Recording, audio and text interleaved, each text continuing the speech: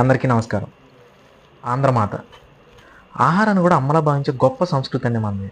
అందుకే అన్నం పరబ్రహ్మ స్వరూపం అంటాం. గోంగూర పచ్చడి ఇప్పటికీ మన ఫంక్షన్లో ఈ పచ్చడి లేకపోతే భోజనాలే పూర్తవు. మన ఆహారంలో అంత ప్రాధాన్యం ఉన్న ఈ గోంగూర నిలవ పచ్చడిని ఎలా ప్రిపేర్ చేయాలో ఇప్పుడు తెలుసుకుందాం. మనకి రెగ్యులర్గా కొండ గోంగూర దొరుకుతుంది, చేదు గోంగూర దొరుకుతుందండి. ఈ పచ్చడిని చేదు గోంగూరతోనే పట్టుకోవాలి. దీన్ని చేదు గోంగూర అంటారు. విలేజ్ సైడ్ అయితే ఆకులు పొడవుగా వేళకలాగా ఉండే గోంగూర దొరుకుతుందండి. దాంతో పట్టుకుంటే అసలు ఇంకా తిరిగే లేదు. ఎందుకంటే అది బాగా ముదిరి ఉంటుంది.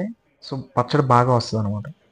సో మనం ఈ గోంగూరను తీసుకుని కాడలు ఉండకూడదండి. కాడలు కూడా లేకుండా ఓన్లీ ఆకుల వరకే సపరేట్ చేసుకోవాలి. మేమైతే 3 కట్టల గోంగూర తీసుకున్నామండి. మీరైతే ఒలిచిన తర్వాత ఆ గోంగూర వెయిట్ని బట్టి మిగతా ఇంగ్రీడియంట్స్ యాడ్ చేసుకోవాలి. సో ఇలా ఒలుచుకున్న గోంగూరని ఆరబెట్టుకోవాలండి. ఎందుకంటే ఇందులో కొంచెం వాటర్ కంటెంట్ ఉంటుంది కదా. సో ఇది నిలవ పచ్చడి కాబట్టి ఆ వాటర్ కంటెంట్ అంతా చాలా వరకు పోయేలాగా మనం నీట్గా ఆరబెట్టుకోవాలి. సో ఆరబెట్టుకోవడానికి దీనికి 2 రోజుల నుంచి 3 రోజుల వరకు ఆరబెట్టుకోవచ్చండి. 2 రోజులు అయితే పక్క ఆరబెట్టాలి. సో చూసారు కదా, ఏదైనా పేపర్ తీసుకుని చక్కగా మీరు ఫ్యాన్ గాలి కిందే ఆరబెట్టేసుకోవచ్చు. అలాగే గోంగూర ఇసుక వచ్చే అవకాశాలు కూడా ఉంటాయండి. సో ఇసుక కూడా ఏదన్నా క్లాత్తో దులుపుకోవడం కానీ, లేకపోతే ఇలా 2-3 రోజులు ఆరిన తర్వాత కూడా ఆకులు మంచిగా దులుపుకుని ఇసుక అనేది రాకుండా తీసుకుని ముందు చింతపండు ఉడకబెట్టుకుని పక్కన పెట్టుకోవాలండి.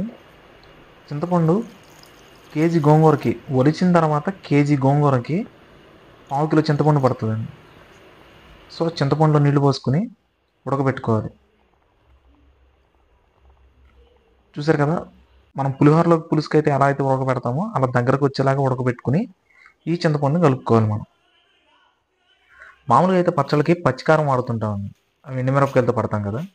దీనికి ఎండుమిరపకాయని వేయించి కారం తొక్కాలి.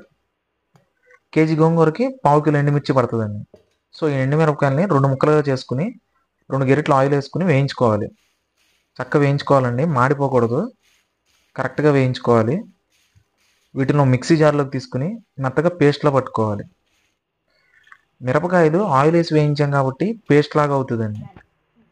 మనం ఈ మిరపకాయలతో పాటు ఉప్పు కూడా వేసుకుని మిక్సీ పట్టుకోవచ్చండి. మనకి కేజీ గోంగూరకి 250 గ్రాముల నుంచి 400 గ్రాముల వరకు ఉప్పు పడుతుంది. సో అందులో కొంత ఉప్పు ఇందులో వేసుకుని మిక్సీ పట్టుకున్నాం అనుకోండి, చూసారు కదా, ఇలా చక్కగా ముద్దలో అవుతుంది. సో ఇప్పుడు ఈ పేస్ట్తో మనం పచ్చడి పట్టుకోవడానికి మనకి ఈజీగా ఉంటుంది అనమాట. ఆవపిండి మెంతిపిండి కలిపి మనకి 50 గ్రాములు కావాలండి. దానికోసం మనం ఒక 25 గ్రాముల ఆవాలు, ఒక 25 గ్రాములు మెంతులు లైట్గా వేడి చేసుకుని మిక్సీ పట్టుకోవాలి. సో ఇట్లా పొడి చేసుకున్న దాంట్లో మనకి ఒక 50 గ్రాములు సరిపోతుందండి కేజీ పచ్చడికి. తిరగమూతకి 1/2 కిలో వేరుశనగ నూనె తీసుకోవాలండి. తిరగమూత అంటే అదే పోపు, మేము తిరగమూత అంటాము. 1/2 కిలో వేరుశనగ నూనెలో ముందు వెల్లుల్లిపాయలు వేయించుకోవాలండి. వెల్లుల్లిపాయలు కూడా పొట్టు తీసుకుని వేయించుకోవాలి. 50 గ్రాముల వరకు వెల్లుల్లిపాయలు పడతాయి కేజీ పచ్చడికి. సో వెల్లుల్లిపాయలు వేయించుకోవాలి. వెల్లుల్లిపాయలు సగం వేగిన తర్వాత పచ్చెనగపప్పు, సాయమినపప్పు, ఆవాలు ఈ 3 కూడా 50 గ్రాములు.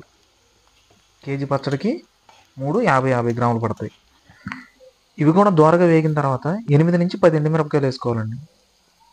ఎండుమిరపకాయలు కొంచెం వేగిన తర్వాత కరివేపాకు ఎప్పుడైనా సరే తిరగమూతలో ఆఖరిలో వేసుకోవాలి. సో 2-3 రెబ్బలు కరివేపాకు వేసిన వెంటనే పొయ్యి కట్టేసుకోవచ్చండి. పొయ్యి కట్టేసుకుని దీన్ని దింపి చల్లారబెట్టుకోవాలి. పోపు ఎప్పుడు కూడా వేడి మీద కలుపుకోకూడదు మనం పచ్చళ్ళకి. ఇది చల్లారేలోపు మనం వేరే బౌల్ తీసుకుని అందులో 2 గరిటెలు ఆయిల్ పోసుకుని గోంగూరను వేయించుకుందాం.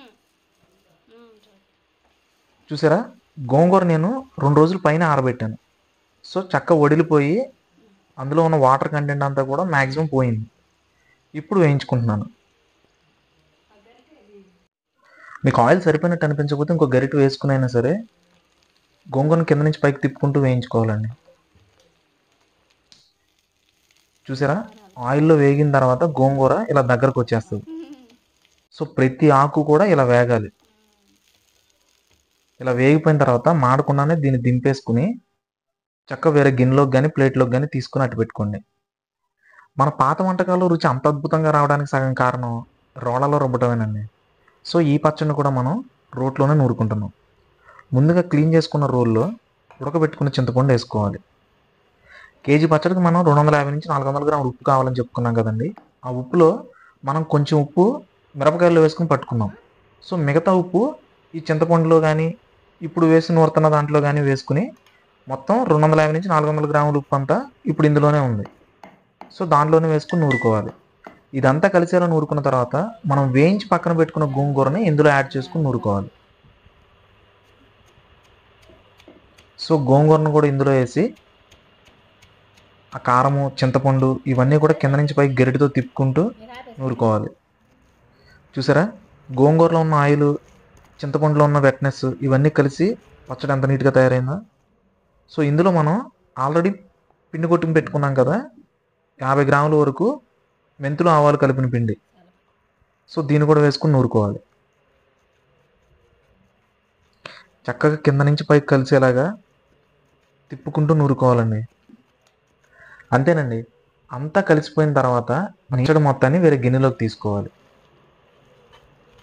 చూసారా, ఆ ఎండుమిర్చి పేస్ట్ కానీ, చింతపండు కానీ, ఆవపిండి కానీ అన్నీ కలిసిపోయి పచ్చడి ఎంత నీట్గా కనబడుతుందో. గోంగూరలో ఐరన్ కంటెంట్ బాగా ఉంటుందండి. మనం ఐరన్ ట్యాబ్లెట్లు లాంటివి వేసుకునే బదులు ఇలాంటి పచ్చడి వేసుకుని వేడి వేడి అన్నం కలుపుకుని తింటుంటే ట్యాబ్లెట్లతో పనే ఉండదు మనకి.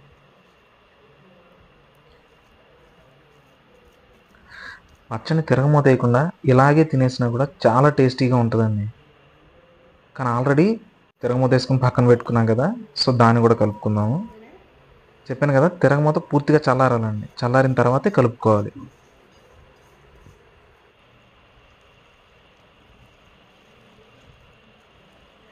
నాకైతే పచ్చడి ఎలా చూస్తుంటేనే నోట్లో నీళ్లు ఊరిపోతున్నాయి.